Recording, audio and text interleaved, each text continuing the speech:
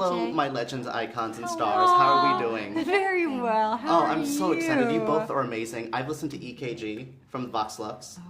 The Spotify views are for me. That No, means I wanna so much to me. Oh, I mean, you both are just so talented in this film. The work you guys do, Natalie. I want to ask you so much about a lot of this. So I believe this film pokes fun at method actors a little bit, or at least actors who do very invasive research. Do you find any similarities with you and Elizabeth as an actress, or are you like, no, this is not my world? I sure hope not. I don't think she has many ethical boundaries. No. But I obviously have done research where I've gone, and Julie, of course, has as well. I think we all have had roles that have demanded that we go learn about something from someone, ask a lot of questions, but of course, getting involved in their life and maybe changing the way their story unfolds is a whole different ball game, and I don't know anyone who does that. Yeah, I think we would have heard the scandalous Natalie Portman ruining a marriage story before. Yeah. Yes. Yeah. Now, Julianne, I am such a fan, and I love that this film posed the question of actors playing bad people. This is the biggest compliment, but you've played some wild women in your career. Yeah. What attracts you? I love that the question was asked to the Elizabeth character, but I want to ask Julianne, what attracts you to play bad people? Well, I don't think of them. I mean, it's like that's no one thinks of themselves as bad. They think of themselves as making the choice that they need to make. Generally, people feel compelled to make a choice. They're like, this was the way to do it, and so that's what I did. So often it's like, where do you put the lens on it? Who determines whether someone's good or bad? Their actions are good or bad. So I try to think about. I like the fact that they're complicated, that they're interesting, that they're dramatic. You know, those are all the things you're looking for as an actor, right?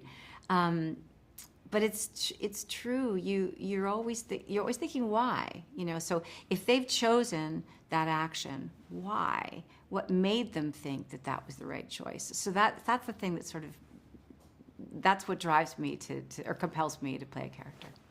I think you do it well. I Thanks. mean, you do it amazingly. I love the character of Gracie. I don't want to. I know, right? But I love it. Same thing with the Elizabeth character. Yeah. One of my favorite moments, though, it's the store scene when you guys are shopping, and Yeah. well, shopping for the dress, and you start copying those mannerisms. Yeah. You spoke a little bit about this, but is that something that you worked with Julianne before, or were you Elizabeth copying Gracie as Natalie copying Julianne? Yeah, more the latter. We unfortunately didn't have the luxury of rehearsals, so we showed up, and it was terrifying because I knew I was going to have to, you know, imitate Julianne's character, and I didn't know what she was going to do. And she was so generous in creating so many iconic, like, you know, gestures and the voice and the way she moved that were so incredibly, you know, easy to grab onto and use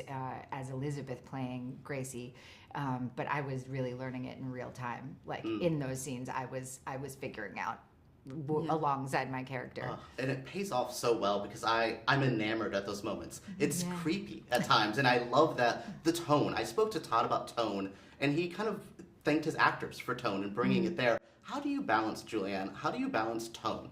Going from creepy to funny to scary all at once. How do you find that balancing act as an actor? Oh gosh, this is a good question. I mean, it's a lot of it's inherent in the language, right? In the script, and Sammy Birch wrote such a wonderful script, and it's deceptively simple. And then as you start working on it, you find out that it holds all of this emotion. It has all this muscularity.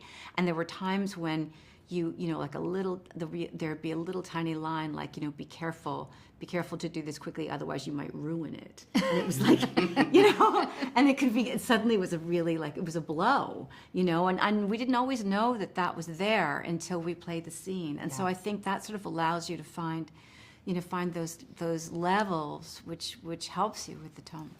Again, tone is my favorite thing, and you guys executed this amazingly. Thank you. I cannot wait to see you guys in this awards race. Oh, Deserve thank to be here. Deserve all of your accolades and acclaim for this. So thank you so much for speaking to me. It's Thank a you. big honor. You two are awesome. Thank you so much. Thank you. You too.